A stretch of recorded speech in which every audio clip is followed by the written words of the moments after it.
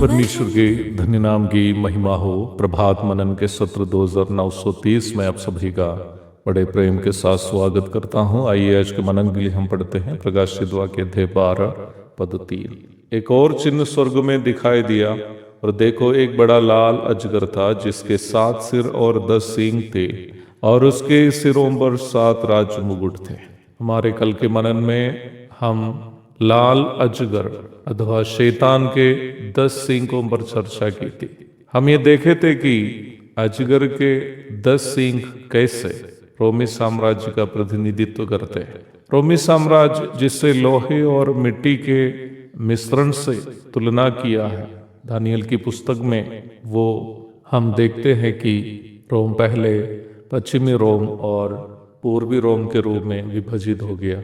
उसके बाद जैसे नबूकदनेस्सर के द्वारा देखा गया दर्शन में मूर्ति के पांव जो लोहे और मिट्टी से बने हुए थे जिसके 10 अंगुलियां थे, वैसे ही पश्चिमी रोम 10 छोटे छोटे देशों के रूप में विभाजित हो गए। प्रकाशित वाक्य 13 की 1 से मिलने वाली सूचना के अनुसार हम ये अनुमान लगा सकते हैं कि रोम साम्राज्य विभाजित होने से बने हुए इन देशों में से कोई एक से ही मसीह विरोधी अथवा एंटी क्राइस्ट एक तानाशाह के रूप में उभरने वाला है। पौराणिक रोम साम्राज्य के विभाजन से जितने देश विशेषकर पश्चिमी रोम के विभाजन से उत्पन्न हुए, ज्यादातर देश वर्तमान में यूरोप महादेश के हिस्से हैं। यद्यपि इन सभी देशों को मसीही बाहुल देशों के रूप में हम पूर्वी क्षेत्र के लोग समझते हो। दुखजनक बात यह है कि इनमें से ज्यादातर देशों के नौजवान अर्थात नई पीढ़ी के लोग मसीही भूमिका के फायदा उठाते हुए मसीह के बिना जीने वाले हैं। ज्यादातर नौजवान को परमेश्वर या बाइबल से कोई मतलब ही नहीं है। ज्यादातर देशों की हालात सदोम और अमोरा के समान है। स्पेन में लगभग 40% के लोग नास्तिक हैं, अर्थात ईश्वर के अस्तित्व पर विश्वास नहीं करने वाले हैं। 18 से 24 तक की उम्र के जवानों में 60% अपने आप को कोई भी धर्म के सदस्य नहीं मानते हैं। फ्रांस में लगभग 50% लोग अपने आप को नास्तिक या बिना धर्म के मानते हैं। बेल्जियम में लगभग 72% अपने आप को नास्तिक या बिना कोई धर्म के सदस्य मानते हैं। नीदरलैंड्स अथवा हॉलैंड में लगभग 41% नास्तिक है। जर्मनी में लगभग 47% लोग अपने आप को नास्तिक या बिना कोई धर्म के मानते हैं। इंग्लैंड और वेल्स में लगभग 37% लोग अपने आप को नास्तिक समझते हैं। यदि आपको लगता हो कि इंग्लैंड में ये प्रतिशत कम है, उसकी वजह यह है कि इंग्लैंड में जितने अंग्रेज रहते हैं उससे ज्यादा पूर्वी एशियाई देशों के नागरिक जैसे इंडिया, पाकिस्तान, बांग्लादेश आदि के लोग रहते हैं, जिसमें एक बड़ी आबादी मुस्लिम है।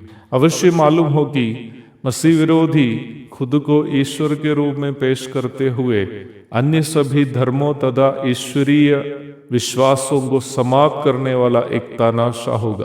दूसरा थिस्सलुनीकियों अध्याय 2 पद 4। निम्न परिप्रेक्ष्य में यदि देखा जाए, पश्चिमी रोम से उत्पन्न हुए यूरोपीय देशों में बढ़ने वाले नास्तिकों की संख्या बाइबल भविष्यवाणियों का समर्थन करने वाली एक बात है।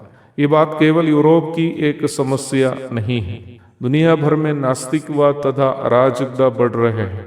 भारत में भी धर्म के नाम में भक्ति नहीं नफरत फैल रहा है। उपलब्ध जानकारी जो गूगल से मिलती है उसके अनुसार वर्तमान संसार में सबसे ज्यादा समलैंगिक लोग रहने वाला देश इंडिया है। क्योंकि यद्यपि हमारे देश के बहुमत के लोग खुद को आस्तिक समझता भी हो अथवा ईश्वर के विश्वास से समझते भी हो, वे कभी भी ईश्वर भक्ति को महत्व नहीं देता है, पवित्र जीवन को महत्व नहीं देता है। सारी दुनिया इस प्रकार देखा जाए उस तानाशाह को जो महाक्लेश काल में दुनिया का शासक बनने वाला है, स्वागत करने के लिए अपने आप को तैयार कर रही है। मुझे सुनने वाले प्रिय मसीह भाई बहनों, बाइबल भविष्यवाणियों की परिप्रेक्ष्य में संसार में होने वाली घटनाओं का अध्ययन करने वाला कोई भी व्यक्ति ये अवश्य समझ पाएंगे कि संसार महाक्लेश काल के लिए अपने आप को तैयार कर रहा है, परंतु उसके पूर्व प्रभु यीशु मध्याकाश में अपनी कलीसिया को लेने के लिए आएंगे। कलीसिया वर्तमान संसार से हटा ली जाएगी, परंतु हम विश्वासी के संपत्ति, पद, बैंक बैलेंस सभी मसीह विरोधी की सरकार की हो जाएगी।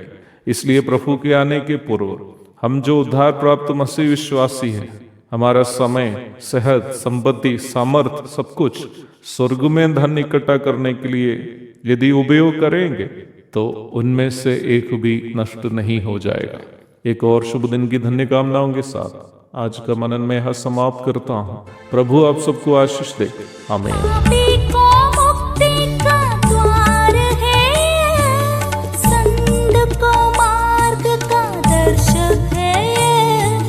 विश्वास जो करते हैं